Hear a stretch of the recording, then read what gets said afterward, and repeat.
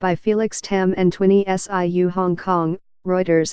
A pro-Beijing Hong Kong lawmaker urged supporters to pull down Lenin walls on Saturday across the Chinese-ruled city, where the displays of anti-government graffiti have sometimes been flashpoints during more than 3 months of unrest.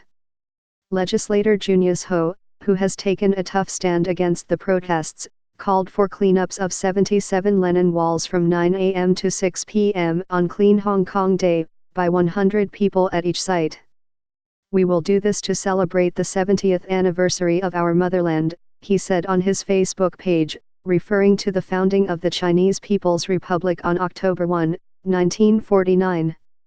The Lenin walls are large mosaics of post-it notes calling for democracy and denouncing perceived Chinese meddling in the former British colony that have cropped up in underpasses, underfoot bridges, outside shopping centers, and elsewhere.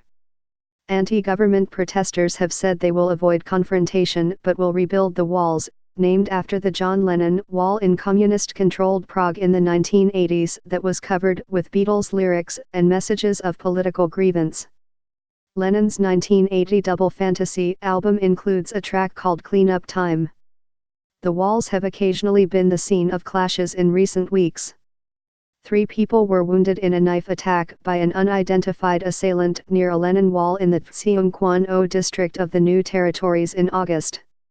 "We hope citizens will understand areas around Lenin Wall are relatively high risk," police official Fang Chi-kin told reporters.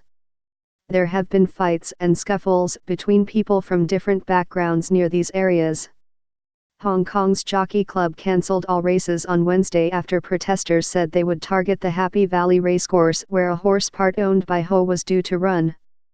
Warning against drones. Ho, who once described the protesters as blackshirt thugs, on Thursday pulled the horse, Hong Kong bet, from all races until the protests are over. Ho said the horse should not be deprived of its right to race. Anti-government protesters, many masked and wearing black, have caused havoc in recent weeks, throwing petrol bombs at police, storming the Legislative Council, trashing metro stations, blocking airport roads and lighting street fires. The Civil Aviation Department said on Friday it had heard of online posts about possible plans to fly drones or transmit radio waves near the offshore airport to disrupt air traffic. Regardless of the intentions of the operators, flying drones illegally in the area of the airport and its vicinity may cause aircraft incidents and put passengers, as well as the public, at risk, a spokesman said. London's Gatwick Airport, the second busiest in Britain, suspended flights in December while it investigated reports of 2 drones flying the airfield. Hong Kong police have responded to the street violence with tear gas, water cannon, and rubber bullets. A total 1,474 people have been arrested, aged between 12 and 84, police said on Friday. So far 207 have been charged, including 79 for rioting. On Friday, rights group Amnesty International accused police of torture and other abuses in their handling of detained protesters.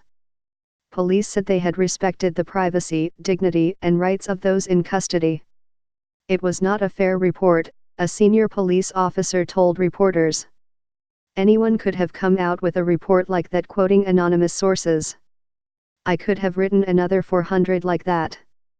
Hong Kong returned to China in 1997 under a one-country, two-systems formula that ensures freedoms not enjoyed on the mainland, including right of assembly and an independent judiciary. Demonstrators are angry about what they see as creeping interference by Beijing in Hong Kong's affairs, and the protests have broadened into calls for universal suffrage. China says it is committed to the one country, two systems arrangement and denies interfering. It has accused foreign powers, particularly the United States and Britain, of fomenting the unrest and told them to mind their own business. Reporting by Felix Tam and Twinny Siu. Additional reporting by Marius Zaharia, writing by Nick McPhee, editing by Catherine Evans.